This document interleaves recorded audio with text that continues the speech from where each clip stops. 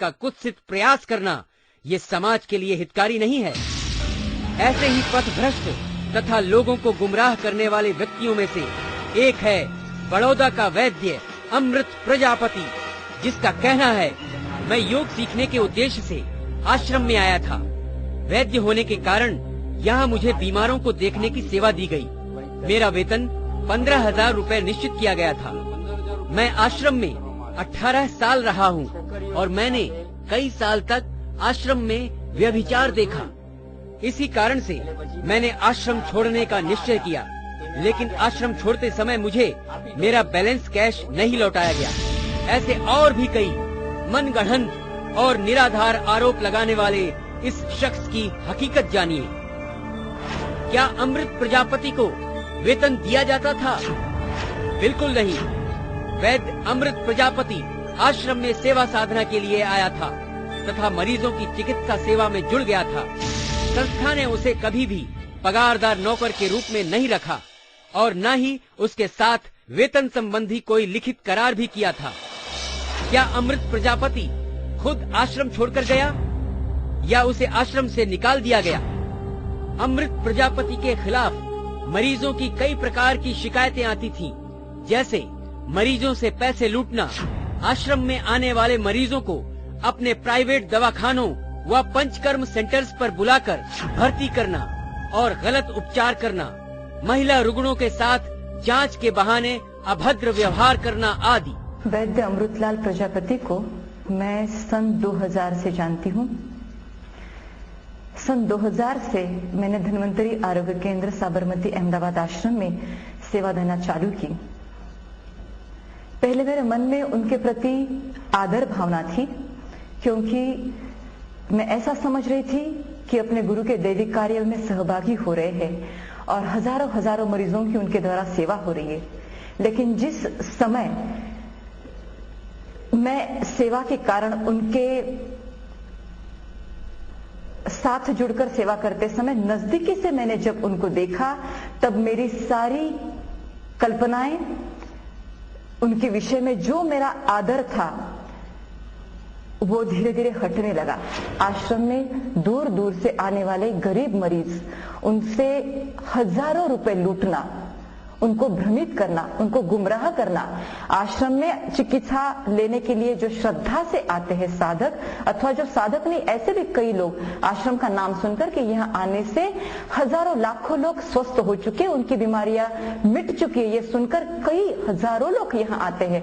तो इस विश्वास से यहाँ पर आने वाले लोग कि हम बापू के पास जाएंगे तो ठीक हो जाएंगे, उन लोगों को आश्रम के बाहर जिन चिकित्सालयों के साथ वो जुड़े थे और जहां से उनको कमीशन मिलता था, कई जगह से उनको 40-40% कमीशन मिलता था, ऐसी जगह पर रुग्णों को भेजा जाता था। लोगों को लगता था कि आश्रम के वैद्य है और वो हमारे किसी स्पेशल ट्रीटमेंट के लिए भेज रहे हैं, तो निश्चित ही हमारे हित के लिए होगा।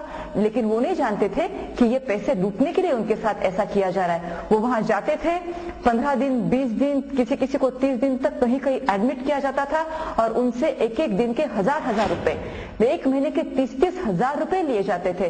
तब जब वो मेरे पास दोबारा आते थे और कहते कि दीदी हम इतने दिन वहां रहे लेकिन हमको कोई फायदा नहीं हुआ और हमसे 30,000 रुपए लिए गए, मैं पूछती आप कहाँ थे? तो हमें बड़ौदा में किसी सेंटर में एडमिट किया था, कोई कहेगा कि दिल्ली के किसी सेंटर में एडमिट किया था, कोई कहेगा कि यहाँ अहमदाबाद के किसी सेंटर में। तो मैं कहती थी हमारा इस प्रकार का कोई भी सेंटर आश्रम के बाहर नहीं है। जितनी वैद्यकीय सेवाएं है वो आश्रम के अंदर है। आश्रम के बाहर जो भी है, आप कोई भी बिना हमें पूछे, बिना हमें सूचित किए कृपया न जाए, क्योंकि ये आपके साथ धोखा हो रहा है, आपसे पैसे लूटने का ये एक सरासर एक विथ प्लान, ये एक साजिश है और जिसके शिकार आप न बने। जब इस प्रकार की भी कंप्लेंट्स मेरे पास आने लगी, मैंने दोबारा उनको सूचित किया कि वैद्यराज, आश्रम में आने वाले श्रद्धावान लोगों के साथ आपके द्वारा ये होने वाला व्यवहार कदापि आश्रम सहन नहीं करेगा।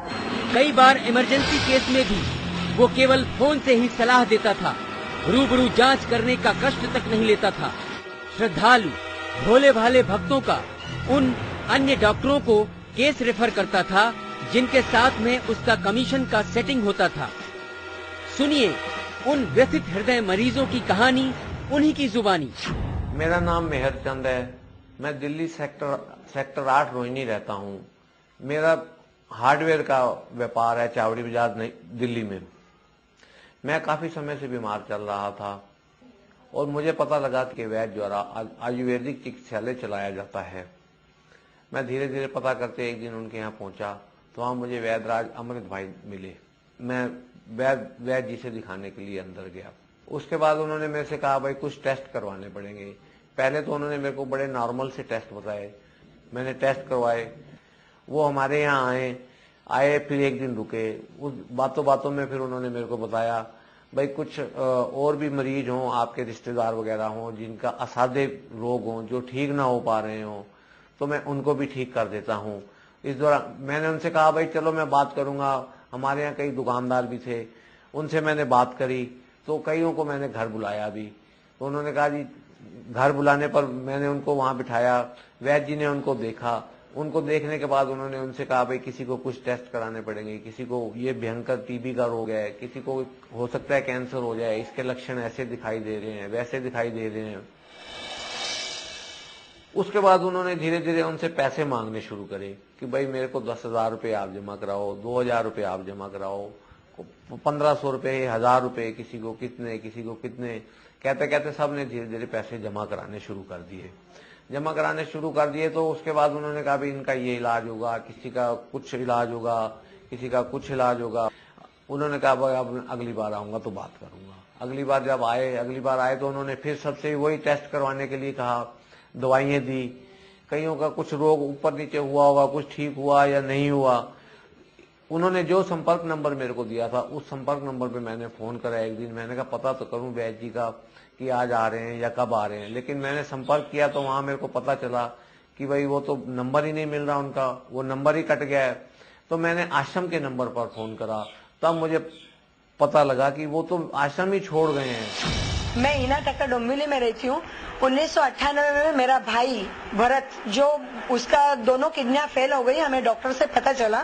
तो मैं अमृत भाई के पास दवाई के लिए उसको लेके गई। उस वक्त उन्होंने मुझे 400-500 रुपए की एक दवाइयां लिख के दी और वो दवाइयां मैं बाहर से खरीद पाऊं उस कंडीशन में नहीं थी। मैंने उनसे बोला भी था कि अमृत भाई मैं पैसे वाली नहीं हूँ, मेरे पास इतना पैसा नहीं है, मैं अपना घर कैसे चलाती हूँ वो मुझे मालूम है, मैं इतनी महंगी दवाइयां नहीं ले सकती। अगर उनको पता चले कि कोई इंसान एक पैसे वाला है और उसकी बीमारी कुछ हल्की से दवाई में ठीक होती है, उन्होंने उस वक्त वो गरीबों को दवाइयां पैसों से ज्यादा लूटने के लिए उनको ऐसी दवाइयां देते थे, उससे फायदा नहीं होता था। फिर दूसरों का नाम देते थे, दूसरी जगह से बेचते थे, फिर पंचकरण विधि कराओ, मतलब लोगों को उस तरह से वो उनका शोषण भी करते थे।